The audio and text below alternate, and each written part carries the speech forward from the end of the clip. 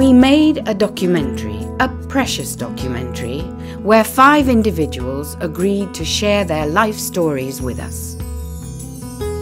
What Manolo, Raquel, Manuel and Suso had in common was that they were diagnosed HIV antibody positive over 30 years ago.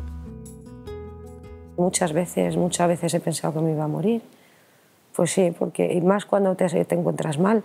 Y pensaba, digo, pues es que ya me ha tocado, ya me iba a morir. Y más después de ver a tanta gente, que he visto amigos, familia. Pues me sentí fatal, fatal. No sé, es difícil explicar con palabras cómo se siente uno, ¿no? Hombre, recuerdo que en el primer momento que nos dicen tal, el shock fue bastante espectacular.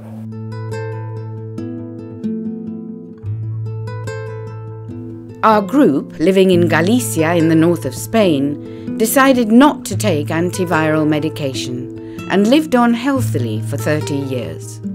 Yo soy médico y nunca he tomado antivirales y no le encuentro justificación desde el punto de vista médico. Yo no tomé nada con mi primer embarazo. ¿Por qué lo tomo con el segundo?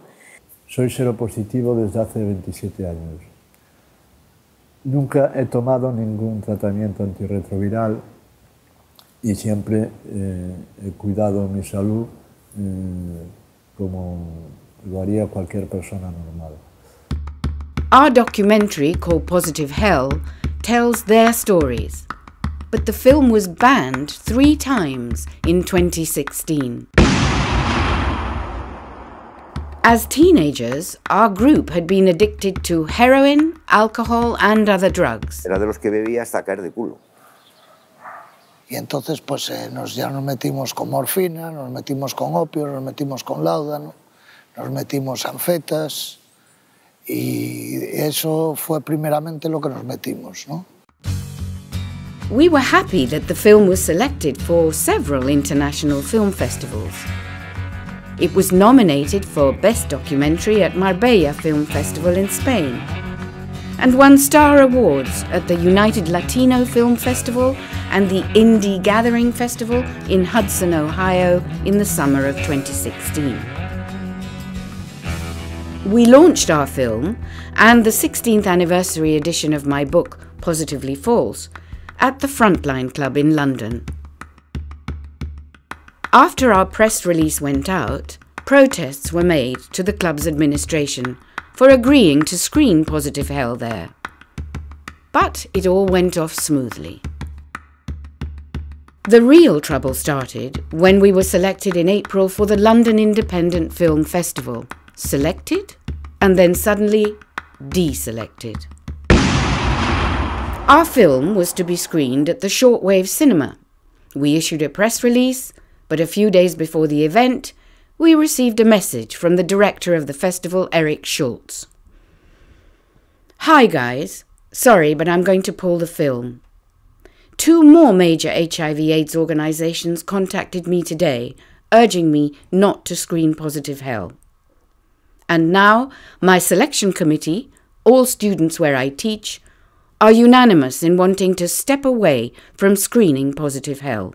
So the film was withdrawn, just like that. We then arranged our own screening in Soho, and the film's protagonists flew over of their own accord to lend their support.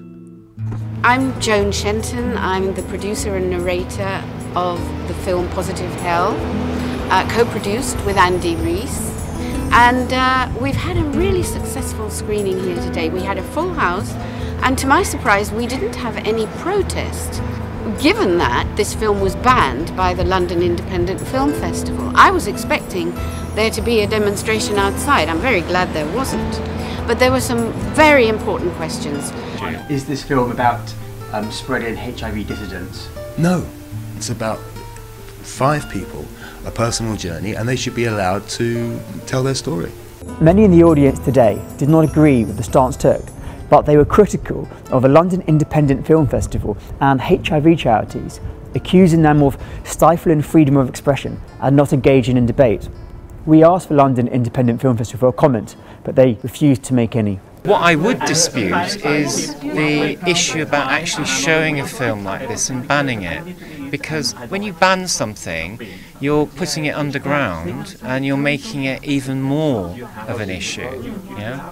You shouldn't be stigmatised if you simply happen to choose not to take a medication. That's the message that this film is trying to get across.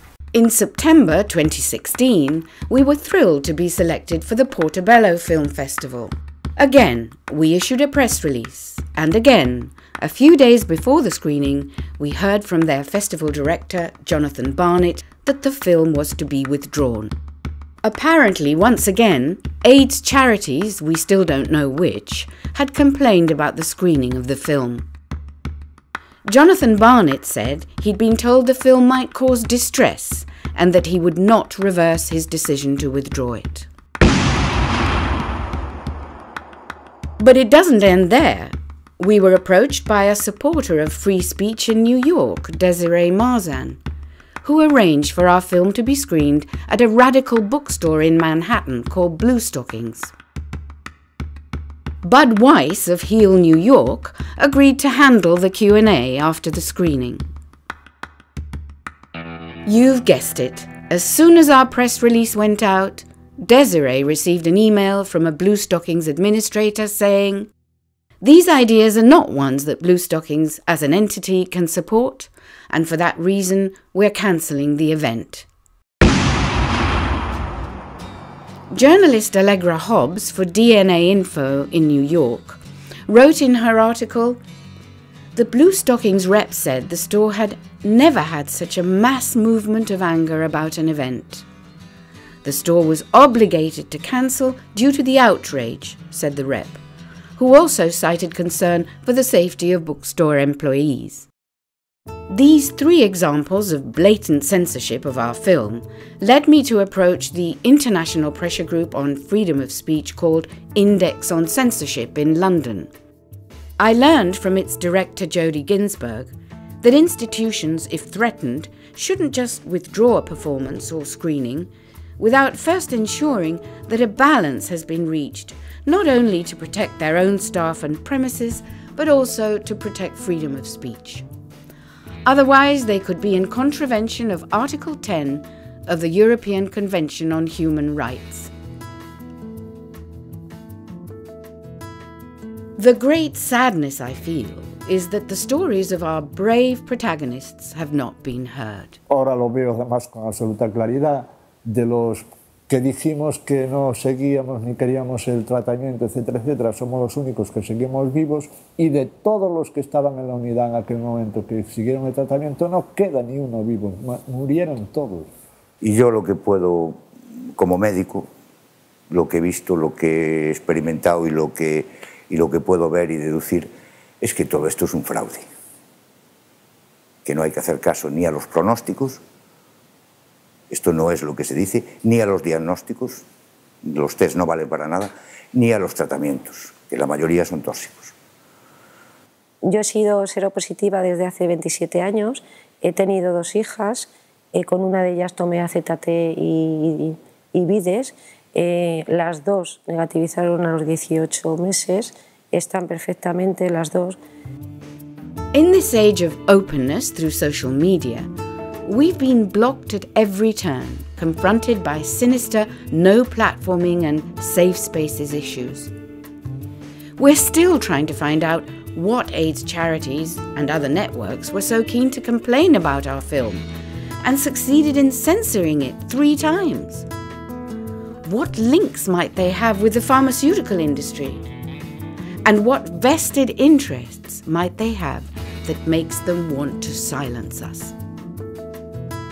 But we won't be silenced.